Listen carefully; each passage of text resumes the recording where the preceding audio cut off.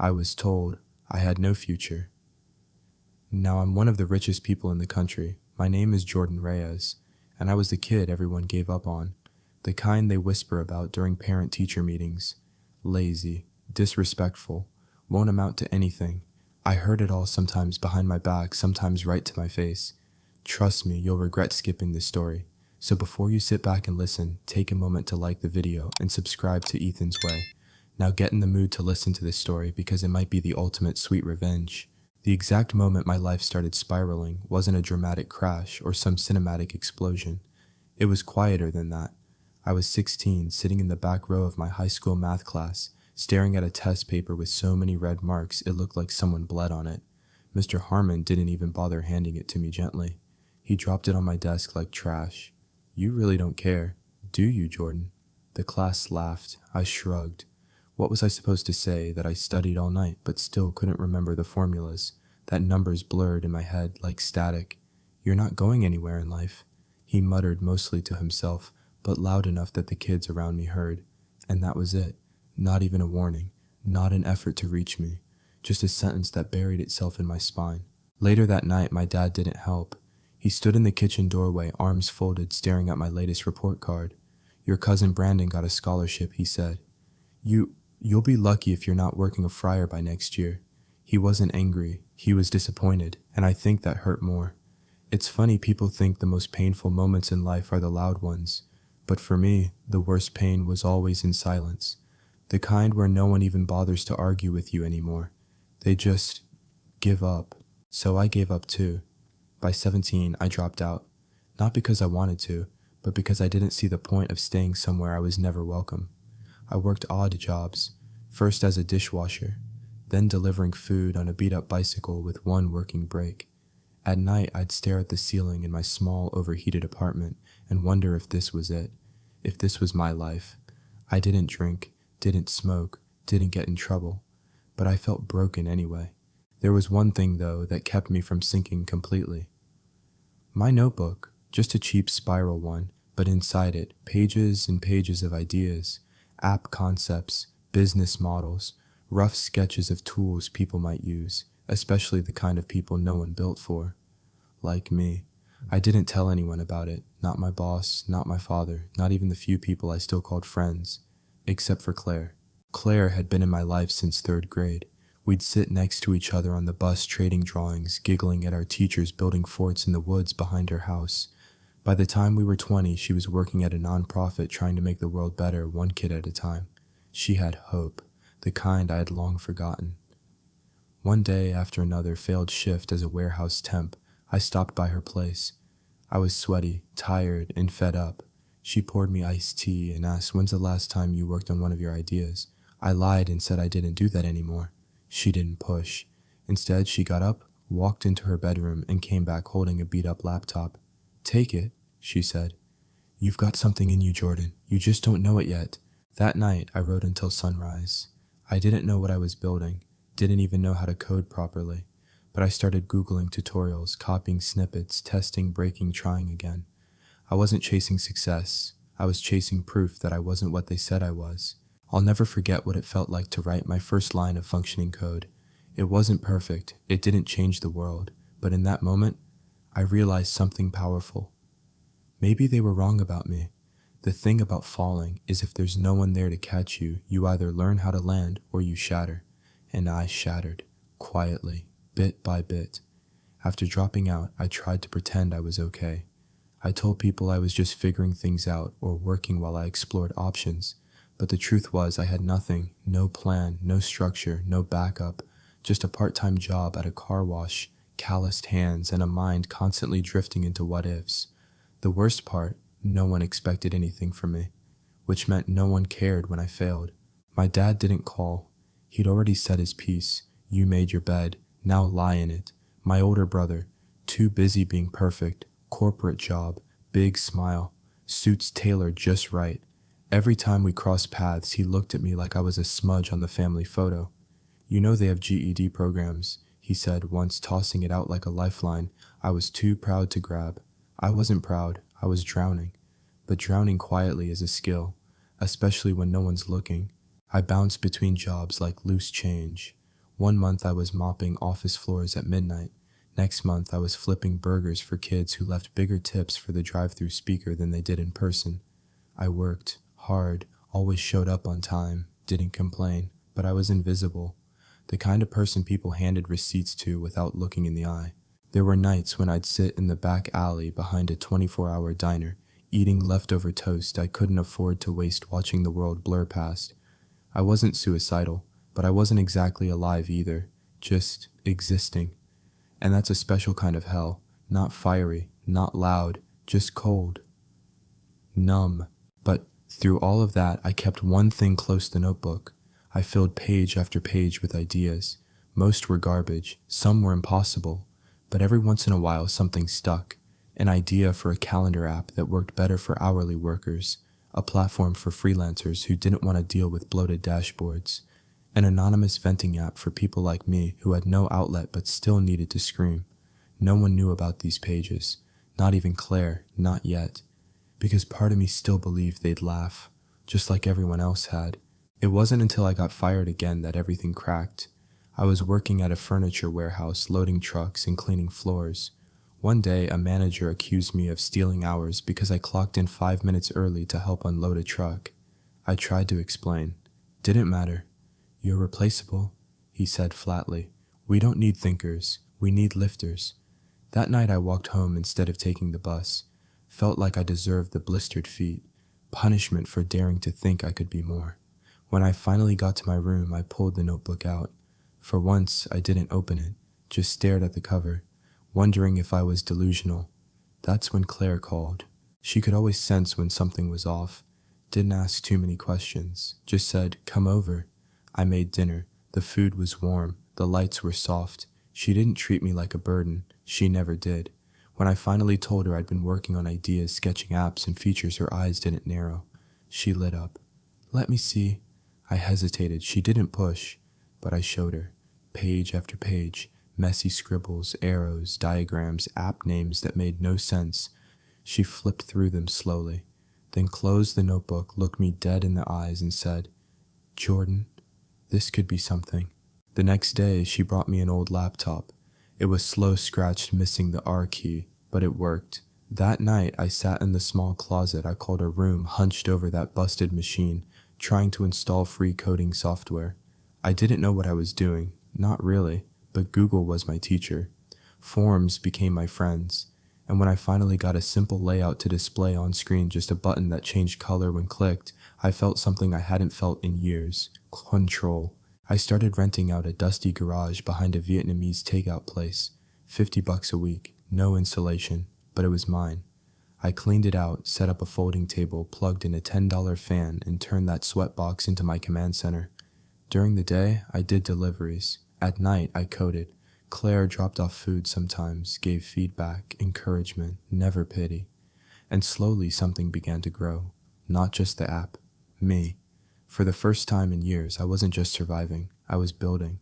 I still had no money, still slept on a mattress on the floor, still wore the same 3 shirts on rotation. But I had fire again, not from anger, from possibility.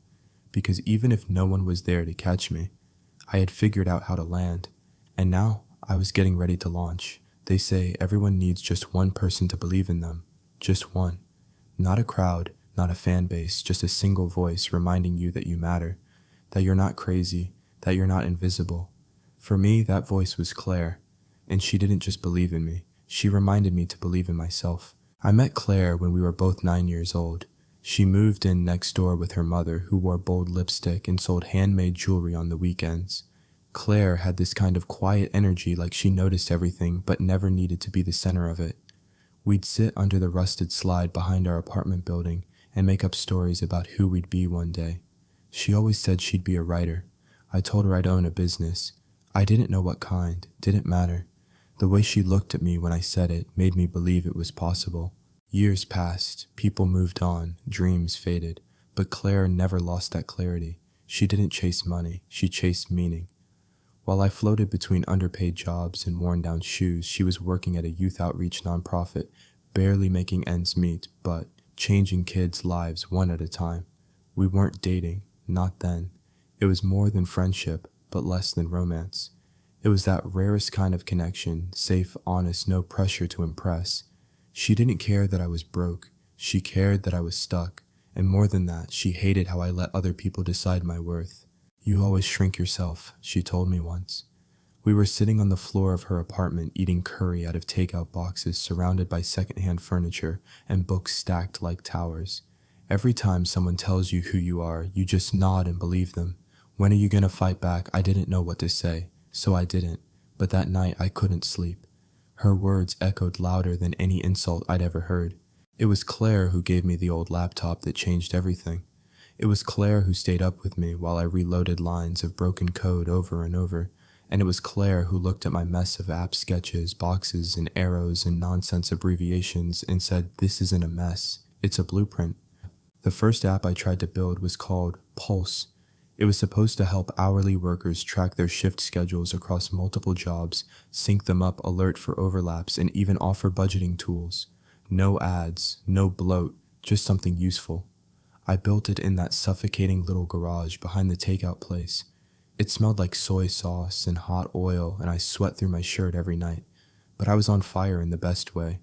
I worked 10 hours delivering food, then another 6 building Pulse. Most nights I didn't sleep. Some nights I didn't eat, but I didn't care, because something was finally moving. Claire checked in constantly. Sometimes she brought food. Sometimes she just sat quietly while I worked reading her latest novel on a folding chair.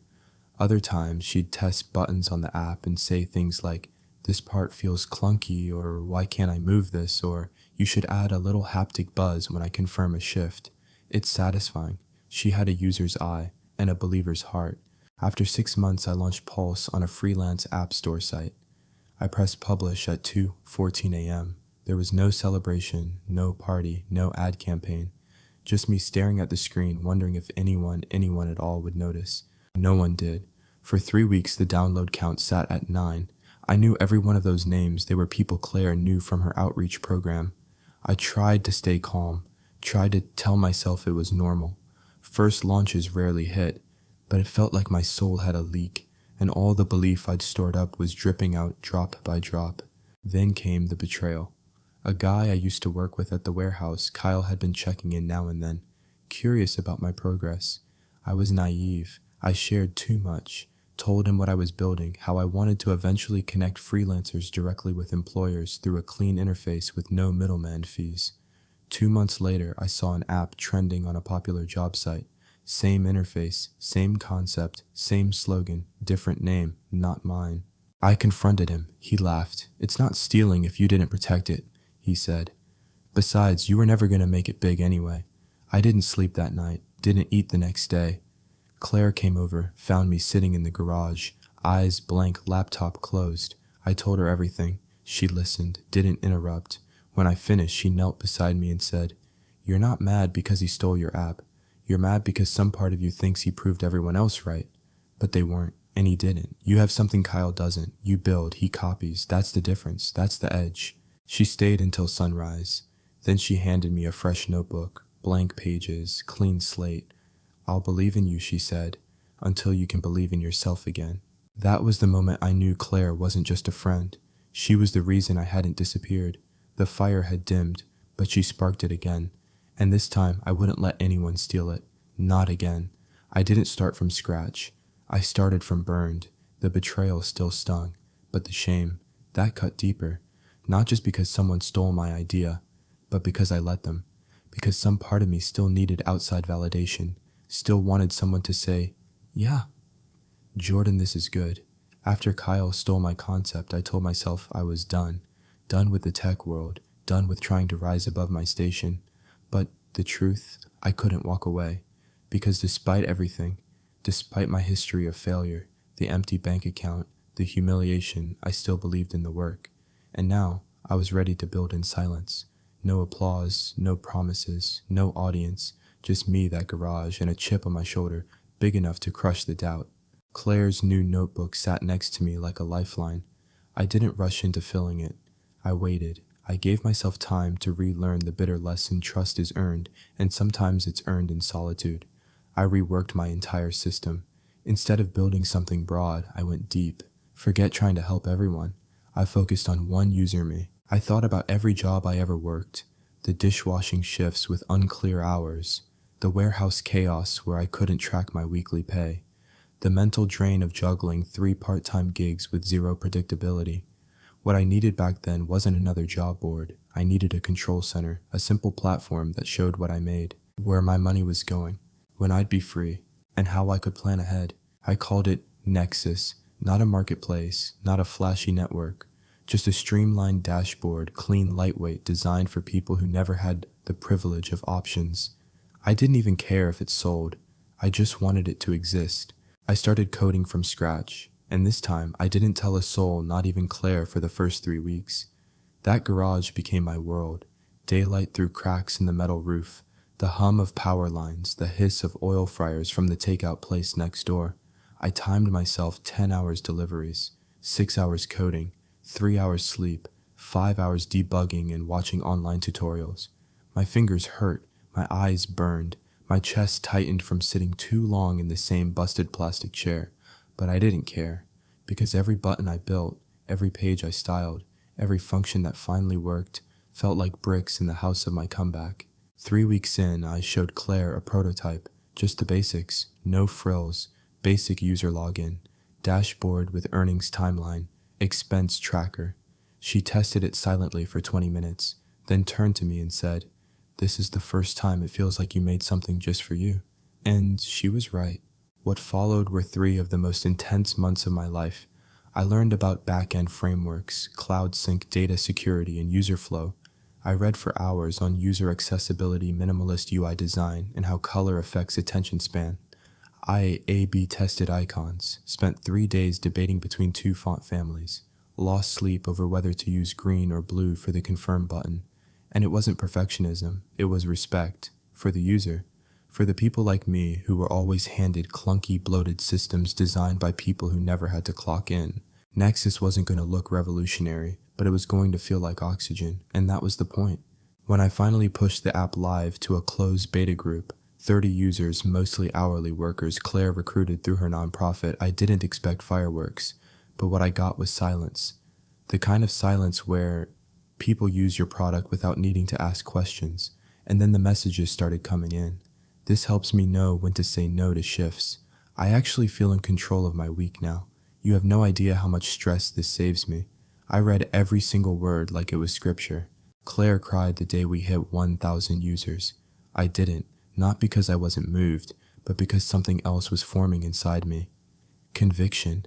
This wasn't about revenge anymore. Not really. This was about building a world where people like me didn't have to feel ashamed of needing structure, where surviving didn't mean sacrificing your sanity. Word of mouth carried us further than I expected. People shared screenshots. Gig workers on forums started linking to Nexus. A popular YouTube channel for delivery drivers did a feature on us. And then came the message from a small angel investment firm. Can we talk? I had no pitch deck, no college degree, no professional photos, just a product that worked, a user base that grew daily, and a heart that refused to give up. We met over Zoom. I showed them everything, told them the truth. I'm not here to build the next Facebook, I said.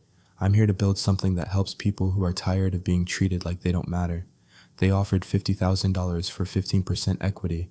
I didn't even blink. I said yes. 2 years after launching Nexus, I wasn't in a garage anymore. I had a small team, an actual office, health insurance, and most importantly, hope. The kind I used to borrow from Claire. Now I carried on my own. But I wasn't done yet, because if there's one thing the garage taught me, it's that success built in silence speaks loudest when you show up with receipts. And I wasn't just building an app anymore. I was building a life brick by brick, line by line, code by code. There's something cruel about betrayal when it comes wrapped in a handshake. You expect your enemies to lie, but when someone smiles at you, invests in your dream, and calls you partner, you don't expect the knife in your back to come that fast. The angel investor who reached out after Nexus gained traction was named Gavin Stone. Even his name sounded polished, sleek hair, tailored suits. He spoke in buzzwords but carried himself like a friend. I believe in underdogs, he said when we first met in person. I came from nothing too. He told me his story, rough neighborhood, single mom, self-made. I saw myself in him. That was the point. He offered to lead our next round with $200,000. It was more than I'd ever seen on paper, more than enough to take Nexus to the next level. Claire was cautious. You're growing fast. Don't let someone else set the pace for you. But I couldn't afford to be picky. We had 4,000 users now. Customer support was handled by me and a part-time intern. Our servers needed scaling. I needed help. So I said yes. We signed the deal. At first, everything moved like a dream. Gavin brought in advisors, helped us revamp our pitch deck, introduced us to tech influencers who reviewed the platform for free. Our numbers skyrocketed, 10,000 users, then 20,000. Then we hit the front page of Product Hunt. Gavin was in all the photos smiling beside me like we'd built the app together. But I didn't care, because we were winning, and I thought we were in this together, until I noticed small things changing. The design team he brought in started adding unnecessary features. A chat room, a badge system, things Nexus didn't need. Then came the push for ads. Just a few banners, Gavin said. We need recurring revenue.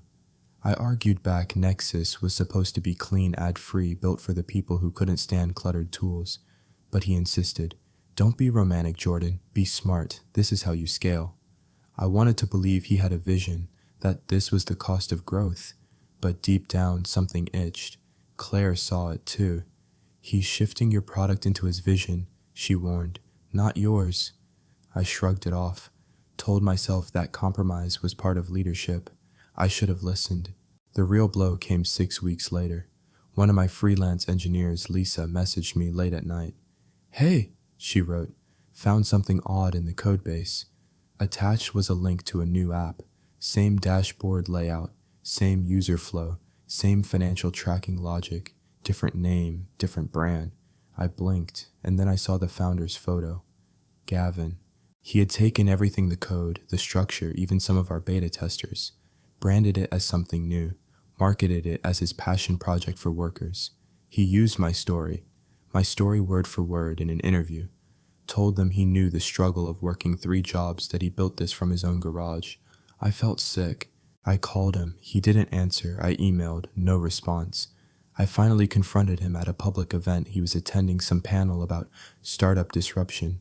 He looked me dead in the eyes, smiled calmly, and said, "Welcome to the real world."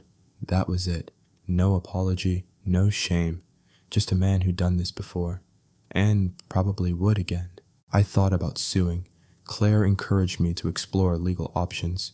But we both knew I didn't have the money. Gavin had lawyers on retainer. He'd find loopholes, clauses, fine print I had overlooked, because I trusted him, and that trust cost me my platform. Overnight downloads for Nexus dropped by half. Investors pulled out. Our App Store rankings slipped. Some users messaged us saying they'd try the new version Gavin made. I sat in that same damn garage, now upgraded with air conditioning and real desks, and stared at the wall. The thing I built, the thing I bled for, was dissolving, not from failure, but from theft. Claire came by and found me like that silent, unmoving, blinking too slow. She didn't speak at first, just made tea, waited. Finally I broke. "I should have listened to you," I said. She shook her head. "No, you listened to hope. That's not a weakness. I lost everything." She knelt beside me and said something I'll never forget. "You didn't lose the idea. He can't build what you built, because he doesn't have your why." That night I sat with a blank screen. I couldn't go back to Nexus. The trust was broken, the brand was tainted, but I wasn't done.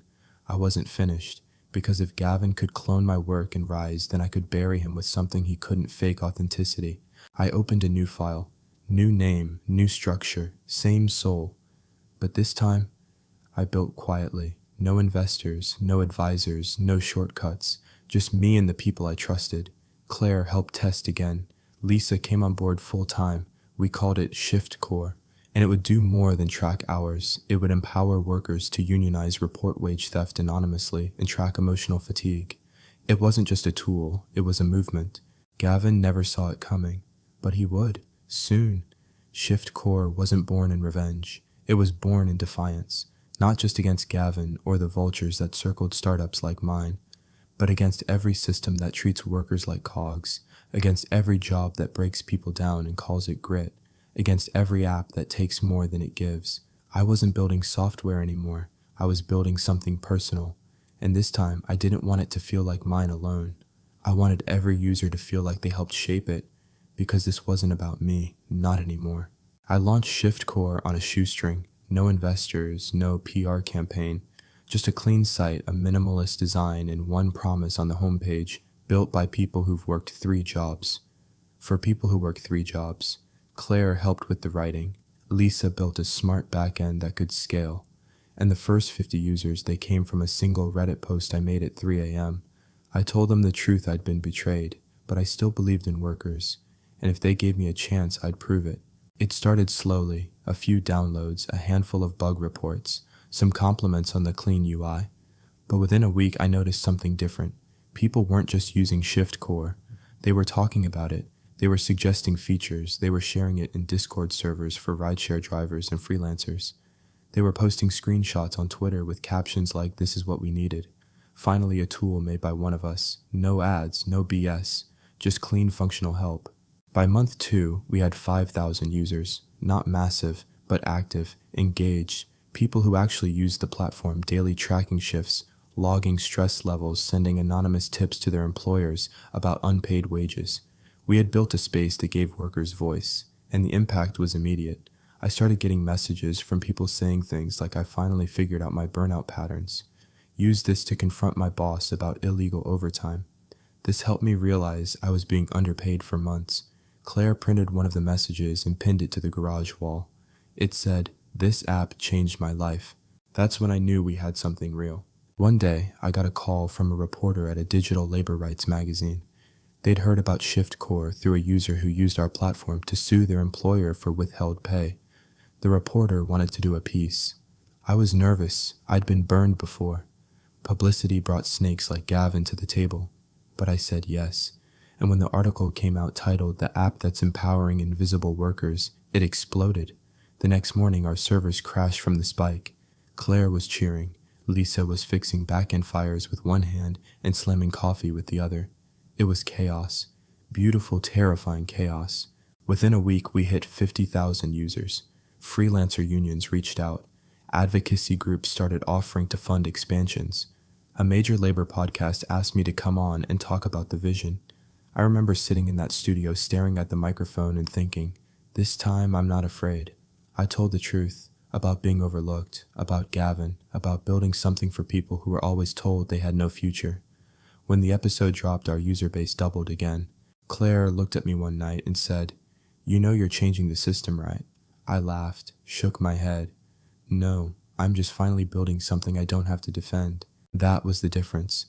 With Nexus, I'd always felt like I was walking on eggshells, trying to please investors, trying to polish the optics. But with ShiftCore, it was messy, it was scrappy, it was honest. We didn't need $1 million funding. We needed trust. And every update, every fix, every reply we wrote to users, that's what we were building. We hit 100,000 users by the 6-month mark. That's when the media really came. TechCrunch, Fast Company, they all wanted interviews. They all asked the same question. What made this app succeed? I told them the same thing every time. We didn't build it to succeed. We built it because we were tired of failing systems. And people heard that, because it was real. Then came the acquisition offers. Big names, 6-7-figure deals, buyouts, equity swaps. Gavin even tried to reach out through a lawyer, of course. He wanted to bury the hatchet, offered to collaborate. I didn't even respond, because I didn't need closure from a man who never saw me as anything but leverage. Instead, I put all my energy into growing ShiftCore into a platform that could live without me. We expanded into mental health support tools, added a legal resource hub for workplace rights, partnered with small unions to integrate benefits calculators, and I kept the core principle intact: no ads, no data selling, no manipulative design, just clean help for people who needed it. I was finally sleeping at night, not because I was rich, not yet, but because I'd finally built something that felt like home. You'd think the day you see 7 digits in your bank account would feel like fireworks, champagne, tears of joy, jumping on a couch like you just won the lottery. But for me, it was quiet. So quiet, it scared me. I was sitting in the same garage, though. Now it looked more like a startup office. We'd swapped out folding chairs for ergonomic ones, slapped some soundproof foam on the walls, and even had a mini fridge that wasn't held shut by duct tape. Lisa was on a call. Claire was updating the website copy from the corner couch. and I had just opened my banking dashboard for ShiftCore's business account. There it was, 174, 327,259. I stared at it, refreshed the page, stared again. And then I just sat back, not smiling, not crying, just breathing, because I wasn't thinking about the number. I was thinking about every time someone told me I'd never matter. I thought about that teacher who said I'd be lucky to mop floors, about the warehouse manager who laughed when I mentioned I liked tech, about my own dad saying some people are just meant to work under others. You're one of them. I thought about Gavin and how he'd once called me idealistic like it was an insult. And for a second, just 1 second, I imagined calling them all up, reading out the bank balance like a flex. Look what you missed. But I didn't, because I didn't need to. It turns out when you finally win after losing for so long, you don't want revenge. You want peace. And that's what the million felt like. Not success, relief. That night, Claire and I sat on the rooftop of our building. We ordered cheap Thai food just like we used to when we were broke. She clinked her plastic cup of water against mine and said, "So, you're officially a millionaire." I nodded, still no smile. "How does it feel?" she asked. I paused, then said, "Like I can finally stop trying to prove I'm not worthless." She didn't laugh. She didn't correct me. She just leaned her head on my shoulder. "Don't let the money define you," she said softly. "You were already worth something. They were just too blind to see it." The weird thing about having money, real money, is that people start showing up out of nowhere. Relatives you haven't heard from in years. Old classmates who suddenly always knew you'd make it. Investors who once ghosted you trying to circle back. My dad sent me a text. "Proud of you, son. Let's catch up soon. I miss you." I stared at that message for 10 minutes. This man once told me I was an embarrassment, said I was dragging the family name through the mud, and now he wanted dinner. I didn't respond right away, not out of spite, but because I didn't know how I felt. Bitterness? Maybe. Confusion, definitely, but mostly exhaustion, because I realized that the approval I once craved, the look at me now a moment, didn't matter anymore. I didn't want to prove anything to him. I just wanted to move forward. But life doesn't let you off that easy. 2 days later, I got an invitation to speak at a tech conference. Not just any conference, the same one Gavin was speaking at. Topic: disruption through empathy building for the underserved. The irony nearly made me choke. Lisa was furious. Claire said I should go, but only if I could do it on my terms. At first I said no, but then something shifted in me. Not spite, not drama, purpose. Because I realized I had something Gavin didn't. Not just a working product, not just loyal users. I had the truth. I accepted the invitation, but instead of a presentation, I told them I wanted to do a story session. Just me, a mic, no slides. They agreed. The day arrived. I walked on stage in jeans and sneakers, no suit, no rehearsed speech. I looked out at the crowd, hundreds of young founders, coders, dreamers, and I said I was told I had no future. I believed them, for a while. But then I built one quietly, painfully, and perfectly. And today I'm here not because I had funding, but because I had failure. Because failure taught me what matters, and that's people. Don't build to impress investors. Build for the people who can't afford to be forgotten. Build like your life depends on it, because for some it does. The room was dead silent. Then applause. Not polite applause, the kind that shakes your bones. Backstage, I didn't look for Gavin, didn't care if he was clapping or glaring, because I'd finally outgrown that fight. A week later, we crossed 250,000 users. I bought a small house for my mom, set up a college fund for Lisa's little sister, donated $50,000 to Claire's nonprofit. Money didn't change me, but it enabled me, and that's all I ever wanted. The power to choose who I become. They say money changes you, but the real truth, money changes everyone else around you. Before I hit that million, I could vanish from the world and no one would notice. Now, I couldn't go a week without someone from the past suddenly checking in. It started subtly, a like on an old Facebook post. A vague DM. "Hey, remember me?" Then the calls came. The first was from my Uncle Dean, a man who once told me I was wasting oxygen when I dropped out of high school. "Now, Jordan buddy, I always knew you had something special. Let's grab lunch sometime. I've got a business idea I think you'd love." Next came my cousin Jason, who used to post memes mocking lazy millennials. Suddenly, he wanted help launching a crypto project. Even my high school principal reached out asking if I'd be open to speaking at an alumni event, the same man who once told my mother I was a hopeless case who should consider a trade school. But the call that threw me off balance was from my father. He didn't lead with a joke or pretend the past hadn't happened. He sounded tired, older than I remembered. "Jordan," he said after a long pause, "I saw you on the news. I'm proud of you. I really am." There it was, the thing I had chased for years, validation from the man who'd never once said he believed in me. But I didn't feel proud or angry or even vindicated. I felt nothing, because I realized that I didn't need it anymore. Still, I agreed to meet him. Claire warned me gently, "Just be sure you're not going there to heal something he's still willing to hurt." I told her I'd be fine, but I wasn't so sure. We met at a diner, same one he used to take me to as a kid. He was early, hair grayer, hands thinner, still wearing that old watch he used to lecture me about. Real men wear analog, not smartwatches. He smiled when he saw me. "I almost didn't recognize you," he said. I nodded, waited. He dove in quickly, no warm-up. "I know I wasn't a great father, but I always thought I was doing what was best for you. I stayed quiet. You just weren't like the others. Always scribbling ideas, skipping class. You scared me, Jordan. I thought you'd throw your life away." I sipped my coffee. "And now look at you," he said, gesturing vaguely. "Company founder, millionaire, in the papers." I was wrong. He didn't ask for money, didn't even ask for forgiveness. But the subtext hung in the air. I came to make peace. "Now it's your turn to do the forgiving." I looked at him, really looked, and for the first time I didn't see a tyrant. I saw a man who had spent his whole life terrified of failure, who saw it in me and tried to beat it out. But that didn't excuse it, it explained it. "I'm not angry anymore," I said. He looked surprised, relieved. "But I'm not coming back either," I added. His smile faltered. "I'm building something that doesn't carry the weight of old wounds," I said. "And if you want to be part of it, that means starting fresh, not rewriting the past." He nodded slowly. Didn't argue, just said I'd like that. We parted on awkward but civil terms. He's texted me a few times since.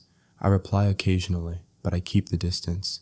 Not because I hate him, but because some spaces in your heart never fully repair. You just learn to build around them. Over the next few months, the pattern repeated: old friends reaching out, cousins who hadn't spoken to me in a decade asking for loans, people from high school who once called me failure boy suddenly sharing my articles on LinkedIn like they'd always believed in me. I didn't respond to most, because if they couldn't see my worth when I had nothing, they didn't deserve access to me now that I had everything. Claire watched it all with a kind of calm detachment. "You know what this is," she said one evening as we walked downtown. "They're not here for you. They're here for the myth of you." She was right. They didn't know my sleepless nights, my stomach cramps from skipped meals, the betrayal, the breakdowns. They saw headlines, bank statements, clout, but I remembered every minute of the climb, and that memory kept me humble, grounded, focused. Instead of spending my time pleasing ghosts, I doubled down on my team. We expanded Shift Core into new regions, added features for gig workers abroad, partnered with a workers' union to create a public resource library. Claire came on full-time to lead partnerships. Lisa became our CTO. And every time we hit a milestone, I made one rule: celebrate the mission, not the money. I learned something strange. Success didn't make me feel powerful. It made me feel protective of the people like me who still had doors slammed in their faces, who still got laughed out of rooms for not having a degree, who still heard "you're not going anywhere" on loop. I knew those voices, and now I had the platform to drown them out. Not with noise, but with proof. There's a moment when your name stops being just yours, when people stop calling you Jordan and start calling you the guy who built Shift Core. At first it feels good, like you finally became someone. Then it feels strange because the version of you they admire isn't quite real. And eventually it becomes lonely, because nobody asks how you're doing when you're the one they think has it all figured out. After the Second Tech Conference feature, the speaking requests poured in. Panels, webinars, podcasts. Everyone wanted to hear how I made it from broke dropout to millionaire founder. But they didn't want me. They wanted the story, the polished sound bites, the quotes about grit and grind, the one-liner about sleeping in a garage and waking up rich. What they didn't want to hear, that some nights I still woke up sweating from dreams of failure, that I sometimes sat alone for hours unable to answer emails, that I kept waiting for it all to fall apart again because part of me didn't believe I deserved this. I started turning things down. At first it was just 1 or 2 invitations. Then I canceled a major live interview 2 days before airtime. Lisa noticed. "You okay?" she asked one morning after I'd missed another internal meeting. I nodded. Just tired. But it wasn't just tired. It was something deeper, a kind of spiritual exhaustion, like my soul was limping. Claire saw it too. She didn't say much, just started bringing me soup again like she used to when I couldn't afford dinner. She'd sit on the edge of the couch while I stared at spreadsheets and gently ask, "When's the last time you made something for yourself?" I couldn't remember. That weekend, I left my phone on the kitchen counter and went out for a walk. No destination, just me and the city. I passed the warehouse where I used to work, the corner store that once refused me credit, the bus stop where I sat for hours jobless and ashamed. I thought I'd feel powerful walking past those places, but instead I felt invisible again, because success hadn't healed me. It had just built a nicer mask. Later that night, I found an old notebook in a storage box, the one where I'd first written down the idea for Nexus. My handwriting was messy, my ideas chaotic, but every page bled hope. I flipped to the last page. There, in tiny letters, I had scribbled, "If this ever works, promise me you won't forget why." And I realized I had. Not completely, but enough. Enough to lose my center. Enough to confuse momentum with meaning. The next morning, I made a decision. I gathered my team, Claire, Lisa, a few others, and I told them I needed to take a step back. Not quit, not run away, just breathe. Burnout doesn't always look like collapse, I said. Sometimes it looks like achievement without joy. They understood, better than I expected. Lisa offered to take the lead on operations. Claire already had her hands in partnerships. They told me to take the time I needed, and that's when I realized I wasn't alone anymore. Not really. For the first time in years, I booked a solo trip. Just a cabin, some books, and silence. I left my laptop behind, brought the old notebook instead, and in that silence I started writing again. Not code, not business models, just thoughts, memories, fears, hopes. I wrote about Gavin, about my father, about Claire's faith in me when I had none, and I cried, hard. But when it passed, I felt lighter, like I'd finally unclenched a fist I didn't know I'd been holding since I was 16. 2 weeks later, I came home, rested, centered, ready not to grow faster, but to grow truer. I called a company-wide meeting and told everyone what I'd learned. That purpose without presence leads to burnout. That impact means nothing if it costs you your joy. That you don't have to keep chasing just because you're winning. They listened, really listened, and the next day someone from HR sent me a message. "Thank you for saying what we all needed to hear." That's the thing they don't tell you about building something big. It doesn't matter how high you climb if the climb breaks you, but if you can pause, reconnect, refocus, then the next level isn't just growth, it's healing. It came in a leather envelope, the kind you don't just toss on the table, the kind that demands your attention. No logo, no sender name, just my name written in small, careful print, Jordan Kessler, confidential. I opened it slowly. Inside, a formal letter, thick cream paper embossed with silver trim. A multinational tech conglomerate Helix Core was offering to buy Shift Core for $42 million. At first I didn't move, didn't even blink. I reread the letter twice, my brain refusing to register the number. $42 million. Me, Jordan kid from the warehouse dropout burger flipper, wasted potential. Now they wanted to pay me enough to vanish into paradise for the rest of my life. No more 3 a.m. debugging, no more meetings, no more explaining my mission to people who still didn't get it. Just freedom, or so it seemed. I showed the letter to Claire first. She read it silently, then exhaled through her nose. "You could take it," she said quietly. "No one would blame you." "I know," I said, but my hands were still shaking. Later that night, Lisa came over with takeout and a bottle of cheap wine. We sat on the balcony in silence for a long time. Finally, she asked, "Do you remember why we started this?" I nodded, to build something for the people no one sees. She looked at me.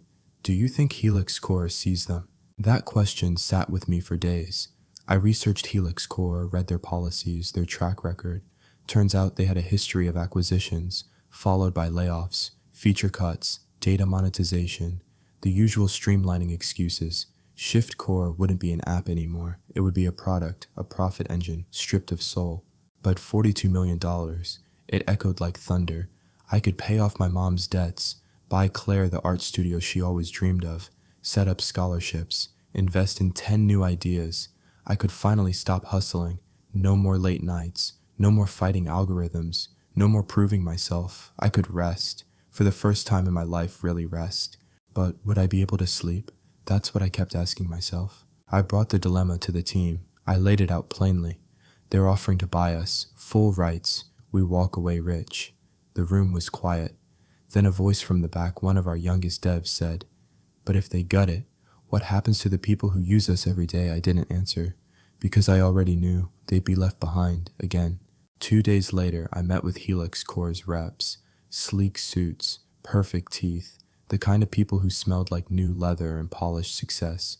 They were polite, complimentary, rehearsed. Your mission inspired us, and one of them said, "We want to elevate it."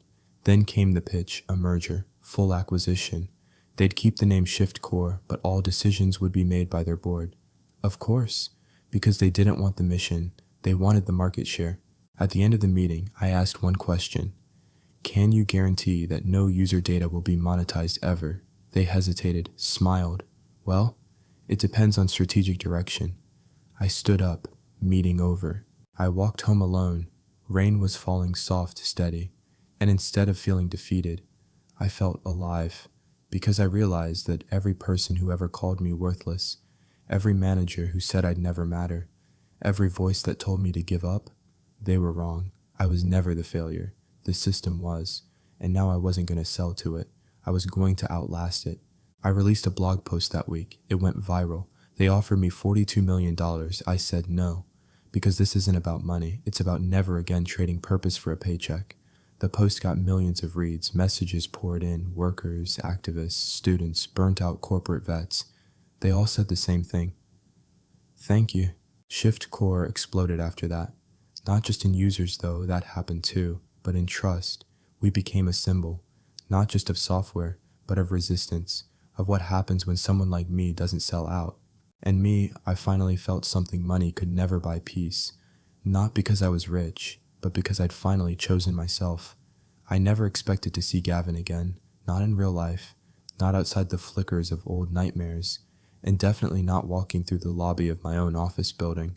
He looked smaller than I remembered, his once polished confidence now slightly cracked, hair graying at the temples, shirt sleeves too long like they'd once fit a stronger man. He hesitated when he saw me across the room, eyes flicking left and right as if gauging whether to flee or face what was inevitable.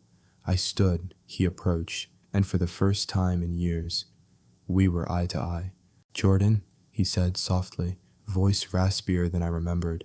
"I wasn't sure you'd see me." "I almost didn't," I replied. He nodded, lips pursed like he was biting down every version of pride still clinging to his ribs. "I wanted to apologize," he finally said. I didn't interrupt. Let him sit in it. Let him feel the weight of what he'd come for.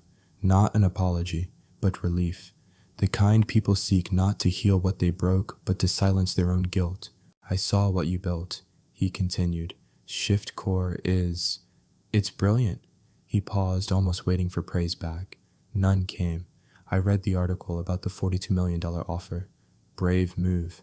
He added a flicker of something bitter under his breath. "Thanks," I said flatly. More silence. Then I lost everything he blurted. "Nexus tanked after you left. The investors pulled out. We tried to pivot. It just..." He exhaled hard. "I burned through my savings. Got divorced. No one's returning my calls anymore." For a moment, I felt a flicker of old empathy. Not pity, just recognition. The way life can peel a man down to his bones when the world stops clapping. "I need work," he said, finally dropping the act. My chest tightened, not with triumph, but with something quieter, sadder, because somewhere deep down I had imagined this moment for years. Not like this, not in a smug Hollywood ending kind of way, but in that fantasy where the person who broke you finally understood what they did. And here he was, not begging, but unraveling. "You told me I was replaceable," I said calmly, "that I was lucky to even be in the room." Gavin looked down. "I was wrong. I nodded. You used me. You took my code. You erased my name from my own work. He closed his eyes. I know. And now you want a job. He didn't speak. I looked around the room. My team was just behind the glass. People who trusted me. People who needed me to lead from something better than ego. And I thought, what would I have wanted if the roles were reversed? I'm not going to hire you, Gavin. He opened his mouth, but I raised a hand. But not because I hate you. Not anymore. He blinked, confused. I'm not building a company that runs on spite. I'm building one that runs on purpose. Gavin nodded slowly. I understand. I tilted my head. Do you? He paused. Then for the first time in our entire history, he said, No, but I'm trying. And that was enough. I stood, extended my hand, not in friendship, but in closure. You can use me as a reference. A fair one, I said, but you won't work here. He shook my hand, firm but hollow. Then he left. No drama, no final words, just the soft click of a glass door closing behind him. Claire watched from the hallway. When he was gone, she approached and asked, You okay? I nodded, and for once I meant it, because something in me had finally let go. Not forgiveness, but release. Later that night, I sat on the rooftop again. Same bench, same stars. Lisa joined me with 2 mugs of tea. You did the right thing, she said. I know, I replied. But I didn't feel righteous. I felt free. And freedom is quieter than I thought. My name is Jordan Kessler. And if you told me 10 years ago that I'd be here sitting in a penthouse office overlooking the skyline, running a company used by millions, I would have laughed or cried, maybe both. Because back then the world didn't see potential in me. It saw a waiter, a dropout, a kid with too many ideas and no discipline, a name no one remembered when it came time to hand out opportunities. They said I had no future, and for a while, I believed them. I've thought a lot about what success means. I used to think it was numbers, bank balances, followers, app downloads, investor meetings with champagne on the table. No, I think success is being able to sit in a quiet room, look at yourself in the mirror and not flinch. It's waking up without dread. It's knowing you didn't trade your soul for a seat at someone else's table. It's knowing you built your own table. These days, I get invited to rooms I once begged to enter. Tech summits, government forums, university panels. They call me a model of modern entrepreneurship. They applaud my refusal to sell out.